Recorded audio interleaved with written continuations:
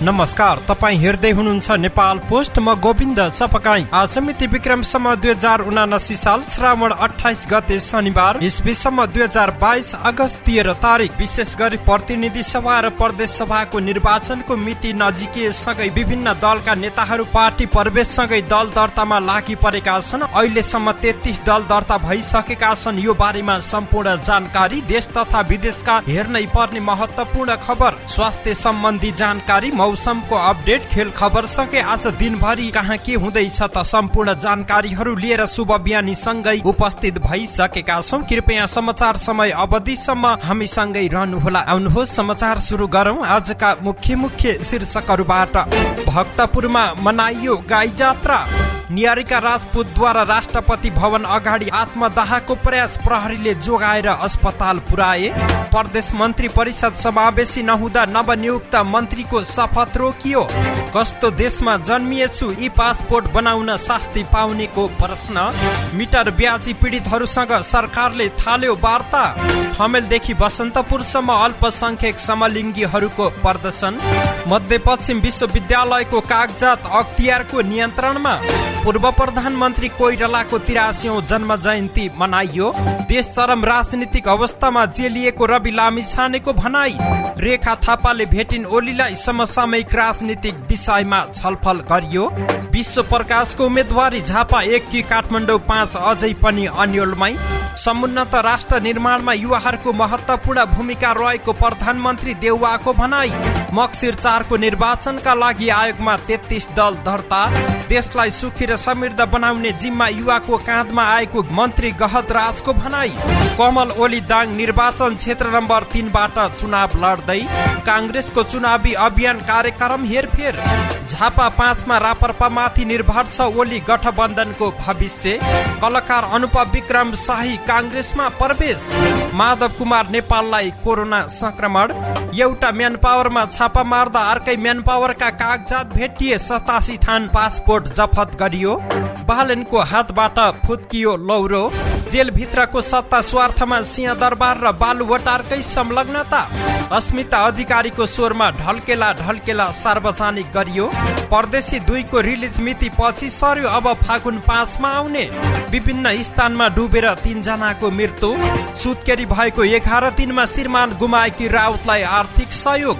गोसाईकुण्डबाट फर्किँदा बिरामी परेका 1 तीर्थयात्रीको उद्धार गरियो। गण्डकीका विद्यालय र अस्पतालले दैनिक सूचना सार्वजनिक गर्नुपर्ने। थप 781 जनामा कोरोना संक्रमण, 2 जनाको मृत्यु। चीनले बन्द गर्यो तातो पानी र रसुवागढी नाका। फिफा विश्वकप आउन 99 दिन बाँकी र U17 राष्ट्रिय टिमको बन्द प्रशिक्षणमा 30 खेलाडी, 15 जना बाहिरिए। अब सुन्नुहोस् पूरा समाचार।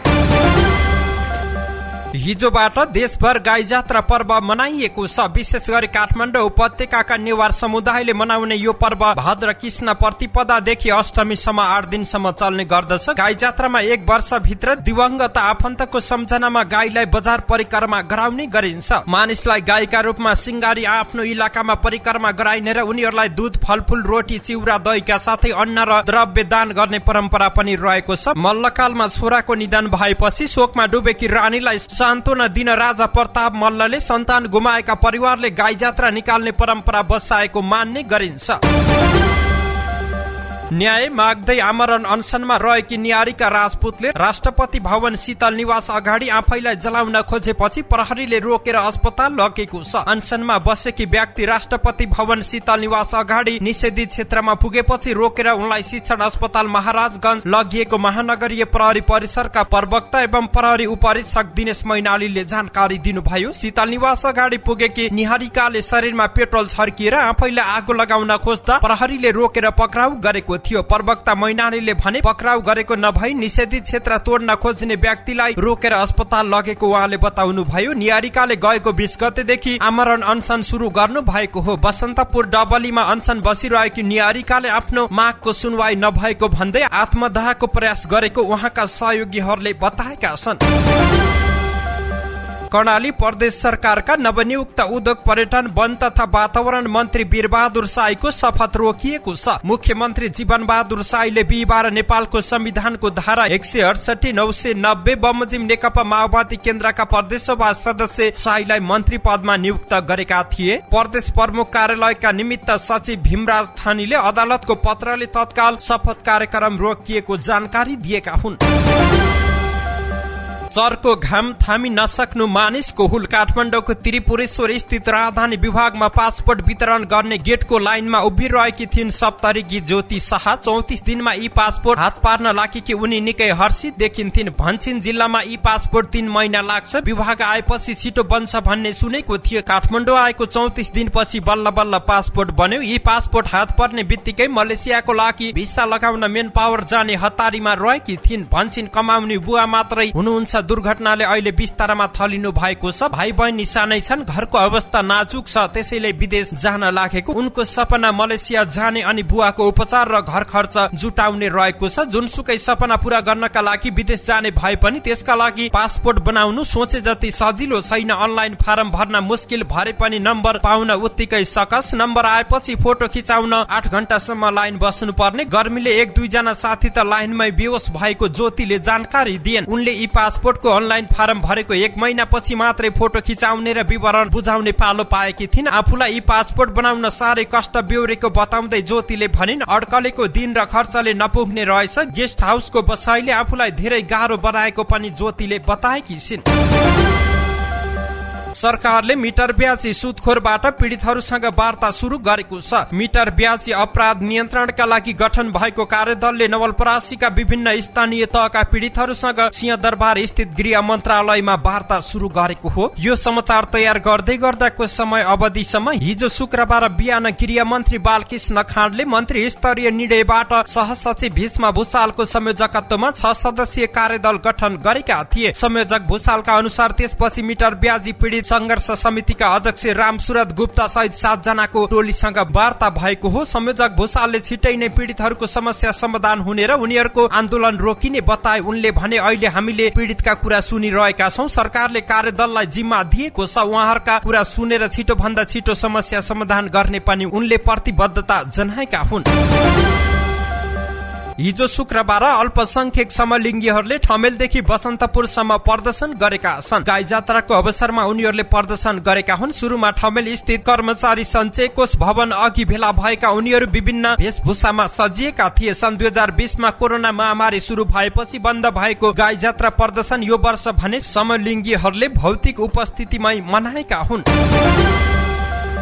अख्तियार दुरुपयोग अनुसन्धान आयोगले मध्यपश्चिम विश्वविद्यालयका कागजात नियन्त्रणमा लिएको छ। विभिन्न विषयमा उजुरी परेको भन्दै आयोगको सुर्खेत कार्यालयले विश्वविद्यालयका कागजात नियन्त्रणमा लिएको हो। नियुक्ति प्रक्रिया, छात्रवृत्ति लगायतका विषयमा उजुरी परेको थियो। आयोगको सुर्खेत कार्यालयका प्रमुख भोला दाहालले भने, अनुसन्धान अधिकृत तोकेर अनुसन्धान प्रक्रिया सुरु भइसकेको अवस्थामा हिजो आवश्यक कागजात विश्वविद्यालयको केन्द्रीय कार्यालय लगायतका कार्यालयमा पुगेर नियन्त्रणमा लिएका हौ। अनुसन्धानसँग सम्बन्धित कागजात नियन्त्रणमा लिएको, तर अख्तियारले छापा नहानेको आयोगका सूचना अधिकारी भेषराज रिजालले जानकारी दिए। उनका अनुसार अख्तियारको नियमित प्रक्रिया अनुसार नै अनुसन्धानसँग जोडिएका कागजात अनुसन्धान टोलीले नियन्त्रणमा लिएको हो। पूर्व प्रधानमन्त्री सुशील कोइरालाको 83औं जन्म जयन्ती हिजो विभिन्न कार्यक्रम आयोजना गरी मनाइएको छ। विक्रम सम्वत 1997 साउन 27 गते जन्मनु भएका नेपाली कांग्रेसका पूर्व सभापति एवं विक्रम सम्वत 2072 को संविधान बनाउन नेतृत्वदायी भूमिका निर्वाह गर्नुभएका कोइरालाले जीवन पर्यन्त प्रजातान्त्रिक सिद्धान्त अनुकूलको आचरण गरे। राजनीतिमा निष्ठा, इमानदारिता र सादगीको शक्ति कति हुन्छ भन्ने कुरालाई स्थापित गर्न उनको योगदान महत्वपूर्ण रहेको थियो। स्वर्गीय नेता कोइरालाको स्मरणमा हिजो विभिन्न कार्यक्रम गरिएको थियो।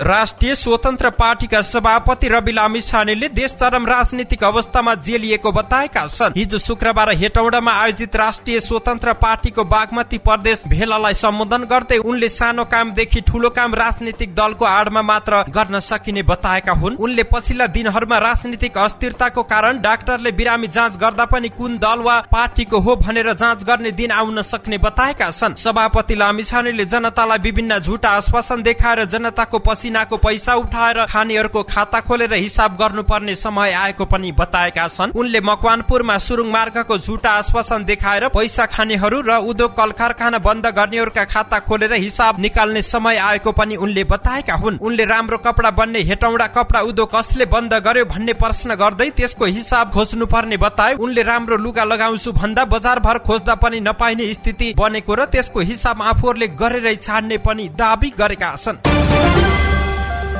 नेकपा एमालेका अध्यक्ष केपी शर्मा ओली र अभिनेत्री एवं रापरपा केन्द्रीय सदस्य रेखा थापा बीच भेटवार्ता भएको छ। ओली निवास बालकोटमा बुधबार भएको भेटमा रापरपा महामन्त्री कुन्ती साई पनि उपस्थित रहेकी थिइन्। भेटबारे कुरा गर्दै रेखाले समसामयिक राजनीतिक र चुनाव बारे ओलीसँग छलफल भएको बताएकी हुन्। समग्रमा देश र अहिलेको राजनीतिक अवस्थाबारे पार्टीगत कुराकानी भयो। रेखाले भनिन् राजनीतिमा छोरीहरूको अवस्थाबारे पनि छलफल भयो। उहाँ अभिभावक जस्तै हो नि। मक्सिर 4 गते हुने प्रतिनिधि सभा र सभा निर्वाचनमा एमालेले रापरपासँग तालमेल गर्न सक्ने सम्भावनाको पृष्ठभूमिमा ओलीसँग रेखा र कुन्तीले भेट गरेका छन्। यसबारे पनि कुराकानी भएको रेखाले जानकारी दिएकी हुन्।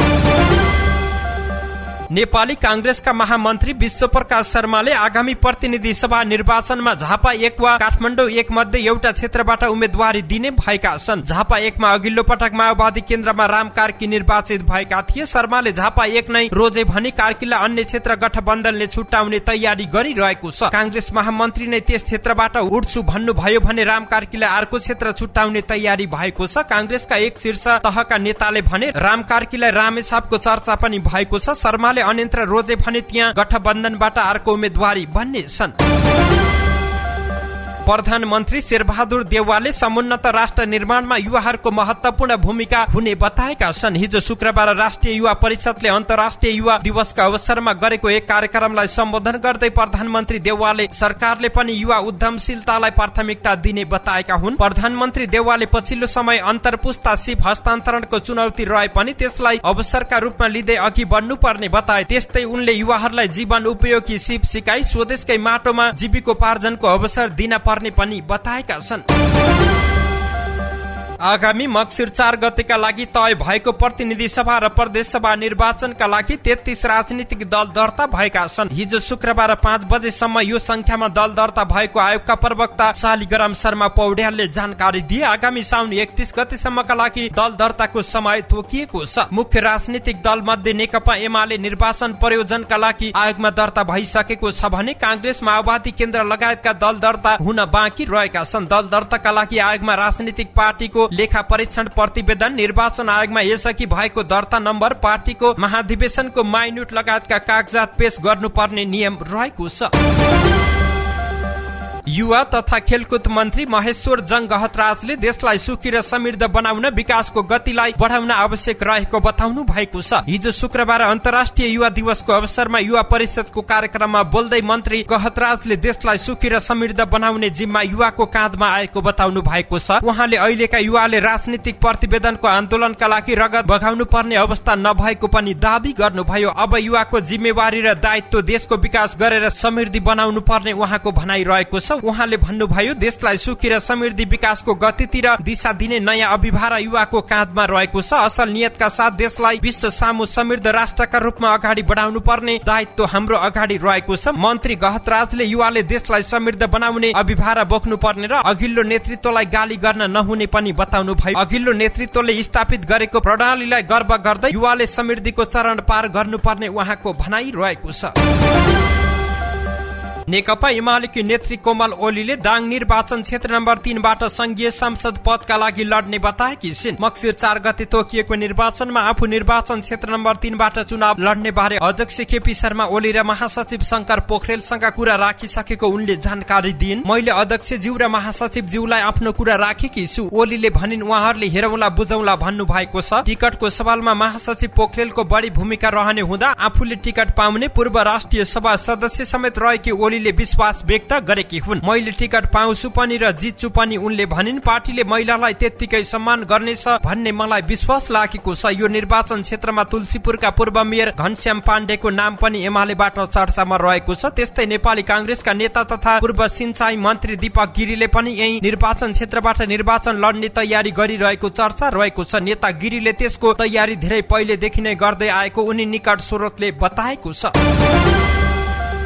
नेपाली कांग्रेसको पूर्व निर्धारित चुनावी कार्यक्रममा हेरफेर भएको छ। यसअघि कांग्रेसले भदौ 2 देखि देशभर चुनावी अभियान सञ्चालन गर्ने भनिएकोमा त्यसलाई सारेर 7 गते पुर्याइएको छ। महामन्त्री गगन थापाले चुनावी अभियान कार्यक्रम हेरफेर गरिएको भन्दै अब भदौ 7 देखि 24 गतेसम्म सञ्चालन हुने बताएका छन्। यसअघि भदौ 2 देखि 24 गतेसम्म कार्यक्रम सञ्चालन गरिने गत केन्द्रीय समिति बैठकले तय गरेको थियो।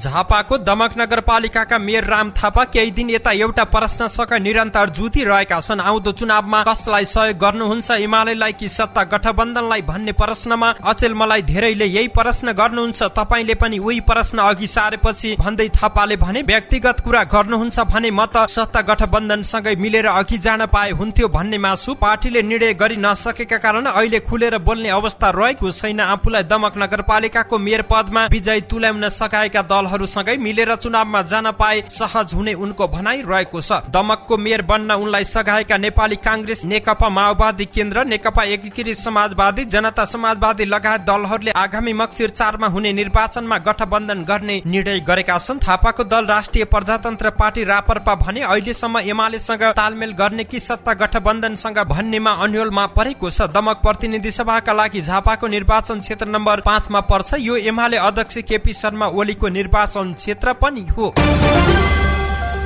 कलाकार अनुपम विक्रम साई नेपाली कांग्रेसमा प्रवेश गरेका छन्। साईलाई हिजो शुक्रबार बिहान एक कार्यक्रमका बीच गृहमन्त्री एवं कांग्रेस नेता बालकृष्ण खाँडले पार्टी प्रवेश गराएका हुन्। 2 दर्जन बढी चलचित्रमा अभिनय गरेका साईलाई खाँडले तरुण दलको सदस्यता पनि दिएका छन्। मन्त्री निवास पुल्चोकमा आयोजित कार्यक्रममा तरुण दलका पूर्व अध्यक्षहरू महेन्द्र यादव, उदय शमशेर राणा, जितजंग बस्नेत, अध्यक्ष विद्वान गुरुङ लगायतको उपस्थिति रहेको थियो। कलाकार साईले 2 दर्जन भन्दा बढी चलचित्रमा अभिनय गरिसकेका छन्। नेपाल कम्युनिस्ट पार्टी एकीकृत समाजवादीका अध्यक्ष एवं पूर्व प्रधानमन्त्री माधव कुमार नेपाललाई कोरोना संक्रमण भएको छ। बिहीबार गरिएको परीक्षणमा आफूलाई कोरोना संक्रमण देखिएको उनले आफ्नो सामाजिक सञ्जाल मार्फत जानकारी दिएका हुन्। उनका अनुसार उनमा कोरोनाको सामान्य लक्षण देखिएको छ। आफू घरमै आराम गरिरहेको पनि उनले जानकारी दिएका छन्। अध्यक्ष नेपालले फेसबुकमा लेखेका छन्, स्वास्थ्य संवेदनशीलतालाई मध्यनजर गर्दै केही दिनका लागि भेटघाट तथा निर्धारित कार्यक्रमहरू स्थगित गरिएको कुरा सबैलाई सविनय अनुरोध गर्दछु। वैदेशिक रोजगार विभागले एउटा म्यान पावरमा छापा मार्दा अर्कै म्यान पावरका कागजात भेटाएको छ। बिहीबार काठमाडौँको सिना मंगलमा रहेको व्हाइट हर्स रिक्रुटमेन्ट प्रणालीमा छापा मार्दा अर्कै म्यान पावरबाट वैदेशिक रोजगारीको प्रक्रिया अघि बढाइएका पासपोर्ट भेटिएको विभागले जनाएको छ। त्यहाँबाट किङफिस नामक म्यान पावर मार्फत मलेसिया रोजगारीको प्रक्रिया अगाडि बढाइएका 87 थान पासपोर्ट भेटेर जफत गरिएको विभागका अनुसन्धान अधिकृत हेमराज अर्यालले जानकारी दिनुभयो। कुनै म्यान पावर कम्पनीले अर्को म्यान पावर कम्पनीको कागजात प्रयोग गरेर वैदेशिक रोजगारीमा पठाउन नमिल्ने कानूनी प्रावधान रहेको छ। अधिकृत अर्यालका अनुसार त्यस्तो कार्य गर्ने म्यान पावर कम्पनीलाई कारबाही समेत हुने गरेको छ। स्थानीय चुनावमा काठमाडौँ मेयरमा उठेका बालेन शाहले आफ्नो चिन्हका रूपमा लौरो लिए। सोही परी पोखरा लगायत अन्य केही ठाउँमा पनि लौरो चिन्ह राखी उम्मेदवारी दिनेहरू चर्चामा आए। धरानमा हर्क सम्पाङले पनि लौरो नै लिएर जितेका थिए। संघ र प्रदेश चुनावमा आइपुग्दा भने बालेन र हर्कहरूको अनि पोखरामा गणेश पौडेलको हातबाट लौरो फुत्किएको छ। किनभने स्वतन्त्र अभियन्ता र साना दलहरूले मोर्चा बनाएर लौरो चुनाव चिन्हबाट आगामी प्रदेश तथा प्रतिनिधि सभा निर्वाचन लड्ने भएका छन्। यो चिन्ह अहिले हाम्रो नेपाली पार्टीले लिएको छ। निर्वाचन आयोगको तथ्याङ्क अनुसार यो दल 27 असार 2079 मा दर्ता भएको छ। हाम्रो नेपाली पार्टीका अध्यक्ष अनन्तराज घिमिरे भन्छन्, स्थानीय चुनावपछि लौरो चुनाव चिन्ह सुरक्षित गर्नुपर्छ भनेर दल दर्ता गरिएको हो। हाम्रो नेपाली पार्टी सहित केही दल र स्वतन्त्र अभियन्ताहरूले आगामी चुनावमा साझा उम्मेदवारी दिने र लौरो चिन्ह लिने घोषणा हिजो शुक्रबार गरेका छन्। उनीहरू मध्ये एक डाक्टर सुदीप श्रेष्ठले भन्छन्, लौरो स्वतन्त्र अभियानको सिम्बल हो। यही चुनाव चिन्ह लिने गरी वैकल्पिक राजनीतिक शक्ति र स्वतन्त्र अभियन्ताहरूको मोर्चा बनाउने सैद्धान्तिक सहमति भएको छ। जिल्ला कारागार मोरङमा 18 असोज 2078 मा चौकीदार नवीन राईको झुम्का कारागार सरुवा भएको पत्र अकस्मात आइपुग्यो। सामान्यतया सम्बन्धित कारागार प्रशासन हुँदै प्रमुख जिल्ला अधिकारी मार्फत कारागार व्यवस्थापन विभागमा पुग्ने पत्रका आधारमा कैदी बन्दीको सरुवा हुने गर्दछ। तर सिफारिस नै नगरिएका राईको रमना पत्र आइपुगेपछि कारागार प्रशासन अचम्ममा परेको छ। सरुवाको खास अन्तरे चाहिँ त्यस बेला खुल्यो जब 16 कार्तिक 2078 मा दिल्ली बजार कारागार काठमाडौँबाट गुण्डा नाइके अभिषेक गिरी विराटनगर पुर्याइए। अपहरण तथा शरीर बन्धकको अभियोग लागेका गिरीलाई विराटनगर लैजाँदा कारागार भित्र र बाहिर दुवैतिर प्रदर्शन भयो। बाहिर आफन्त र भित्र कैदी बन्दीले नै नाराबाजी गरेपछि स्थिति नियन्त्रणमा लिन कारागार भित्रै पनि थप प्रहरी परिचालन गर्नु पर्यो। अनन्त कारागार व्यवस्थापन विभागले गिरीलाई जिल्ला कारागार सप्तरी पठाउने निर्णय गर्यो। गिरी तिनै व्यक्ति हुन् जसलाई कारागारबाट अपराधिक गतिविधि र कैदी बन्दीलाई यातना दिएको अभियोगमा 23 चैत 2074 मा दिल्ली बजार कारागार स्थानान्तरण गरिएको थियो। तर नेपाली कांग्रेस नेतृत्वमा गठबन्धन सरकार बनेसँगै गिरीले मोरङ कारागारमा सरुवा हुन चलखेल थालेको कारागार व्यवस्थापन विभाग स्रोतले बताएको छ। गायिका अस्मिता अधिकारीको स्वरमा ढल्केला ढल्केला गीत सार्वजनिक भएको छ। कमल खत्री र अनिता लिम्बुको शब्द अनि संगीत रहेको गीतमा भिडियो आइटम शैलीमा निर्माण गरिएको छ। गीतको भिडियोमा बेलायत बस्दै आएकी मोडल अनिता लिम्बु रहेकी छिन्। भिडियोको निर्देशन छायाङ्कन कुशल श्रेष्ठले गरेका हुन्। यो गीतको उत्कृष्ट टिकटक भिडियो बनाउनेलाई 10,000 रुपियाँ पुरस्कार समेत प्रदान गरिने भिडियोकी निर्माता समेत रहेकी अनिताले जनाएकी छिन्। नारायण रायमाझी निर्देशित फिल्म परदेशी 2 को रिलिज मिति पछि सरेको छ। असोज 14 गते रिलिज हुने भनिएको फिल्म अब फागुन 5 गतेबाट प्रदर्शनमा आउने निर्माता राजेश बन्सलले जानकारी दिए। उनले वितरक, हल सञ्चालक र फिल्म कर्मीहरूसँगको सल्लाहमा परदेशी 2 लाई फागुनमा ल्याउने निर्णय गरिएको जानकारी दिए। फिल्मको केही प्राविधिक काम बाँकी नै रहेको र त्यसका लागि निर्धारित मितिसम्म तयारी नपुग्ने देखिएकाले रिलिज मिति पछाडि सारिएको निर्देशक रायमाझीले जानकारी दिए। परदेशी 2 मा प्रकाश सपुत, केकी अधिकारी, प्रशान्त तमाङ, दिलीप रायमाझी, वर्षा शिवाकोटी लगायतको मुख्य भूमिका रहेको छ।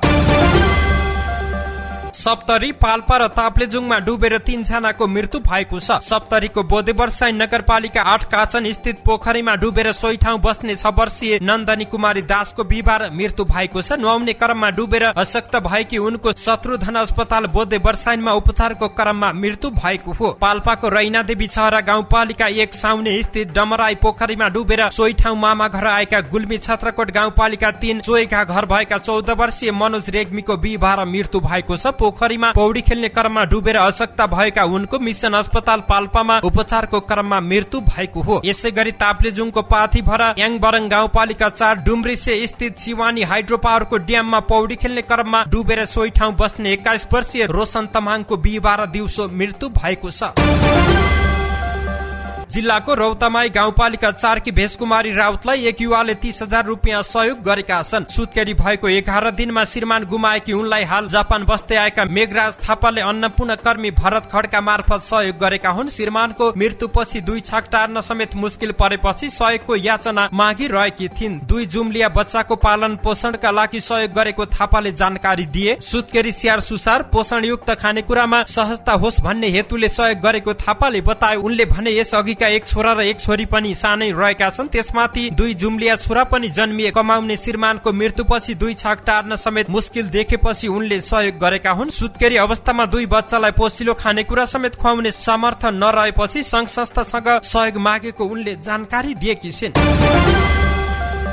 गोसाईकुण्ड पुगेर फर्कने क्रममा बिरामी परेका 1 जनाको उद्धार गरिएको छ। जनै पूर्णिमा मेला भर्नका लागि गोसाईकुण्ड पुगेकी नुवाकोटको ककनी गाउँपालिका 8 की 50 वर्षीय नारायणी भण्डारीको उद्धार गरिएको हो। जिल्ला प्रहरी कार्यालय रसुवाका अनुसार हिजो शुक्रबार गोसाईकुण्डबाट फर्किएकी उनी बुद्ध मन्दिरमा आइपुग्दा बिरामी परेकी थिइन्। उनलाई टाउको दुख्ने, जिउ दुख्ने, रिङ्गटा लाग्ने भएपछि प्रहरी टोलीले पिठ्यूमा बोकी लौरी विनायकसम्म ल्याएको थियो। उक्त स्थानमा रहेको स्वास्थ्य शिविरमा सामान्य उपचारपछि धुन्चे ल्याइएको प्रहरीले जनाएको छ।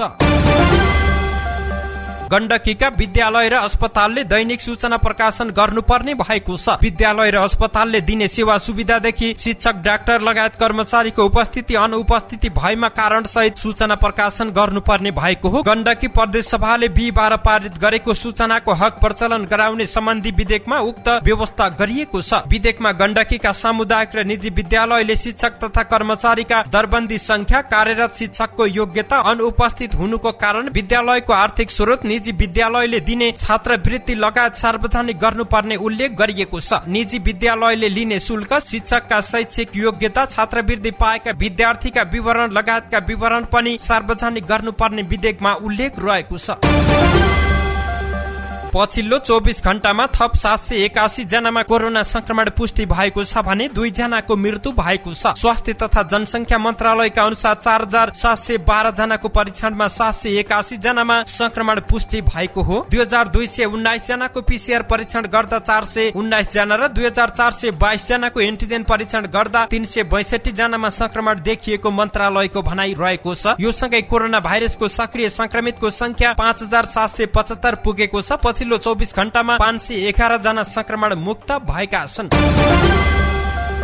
चीनले नेपाल तर्फका दुवै स्थल नाका बन्द गरेको छ। चीनको तिब्बत क्षेत्रमा कोभिड-19 संक्रमण बढेको भन्दै तातोपानी र रसुवागढी नाका चीनियाहरूले बन्द गरेको त्यहाँ स्थित नेपाली भन्सार कार्यालयले जनाएको छ। रसुवागढी नाकाबाट गत शनिबार र तातोपानी नाकाबाट बुधबारदेखि माल सामान आउन बन्द भएको त्यहाँका भन्सार प्रमुखहरूले जानकारी दिएका छन्। केही दिन अघिसम्म 1-2 वटा कन्टेनर आइरहेकोमा बुधबार चीनियाहरूले नाका बन्द गरेको तातोपानी भन्सार कार्यालयका प्रमुख भन्सार प्रशासक नारद गौतमले जानकारी दिए। औपचारिक कुनै जानकारी छैन, कोभिड-19 बढेको मात्रै भनेका छन्। बुधबारदेखि नाका बन्द भएको छ। गौतमले भने सोमबार र मंगलबारसम्म नाका भएर 3-4 वटा मालबाग सवारी साधन आए पनि त्यो अहिले ठप्प रहेको छ। पहिलो पटक जाडो मौसममा हुन लागेको कतार विश्वकप आउन अब 99 दिन बाँकी रहेको छ। फुटबलको महाकुम्भको रूपमा रहेको फिफा विश्वकप कतार 2022 आगामी नोभेम्बर 20 देखि डिसेम्बर 18 सम्म कतारमा हुनेछ। यसअघि नोभेम्बर 21 देखि विश्वकप शुरू हुने तय भए पनि उद्घाटन खेलमा आयोजक राष्ट्र कतार र इक्वेडर बीच गराउनका लागि 1 दिन अघि सारिएको हो। विश्वको यो 22औं संस्करण हो जहाँ एसियाबाट अहिलेसम्मकै कीर्तिमानी 6 राष्ट्रले खेल्दैछन्। कतार आयोजकको रूपमा सिधै छनौट हुँदा जापान, इरान, दक्षिण कोरिया, साउदी अरेबिया र अस्ट्रेलिया छनौट चरण पार गर्दै छानिएका हुन्। U17 राष्ट्रिय पुरुष फुटबल टिमका लागि बन्द प्रशिक्षणमा 30 खेलाडी छनौट भएका छन्। मुख्य प्रशिक्षक उर्जन श्रेष्ठले बन्द प्रशिक्षणमा रहेका 45 खेलाडीबाट 15 जनालाई बाहिर राख्दै 30 खेलाडी छनौट गरेको अखिल नेपाल फुटबल संघ एन्फाले जनाएको छ। नेपाल U17 टिमले श्रीलंकामा हुने साफ U17 च्याम्पियनशिप र भियतनाममा हुने AFC U17 एसियन छनौटमा भाग लिनेछ। त्यसकै लागि देशैभरबाट आएका 1000 बढी खेलाडीबाट खुल्ला छनौट गर्दै प्रारम्भिक चरणमा 30 खेलाडी छनौट गरिएको थियो। त्यसबाट 45 खेलाडी बन्द प्रशिक्षणमा रहेका थिए। भदौ 20 देखि श्रीलंकामा हुने साफ U17 च्याम्पियनशिपमा नेपाल, भारत र भुटान समूह B मा रहेका छन्। यस्तै समूह A मा श्रीलंका, बंगलादेश र मालदिभ्स रहेका छन्। धन्यवाद। यस्तै ताजा समाचारको लागि नेपाल पोस्ट हेर्दै गर्नुहोला।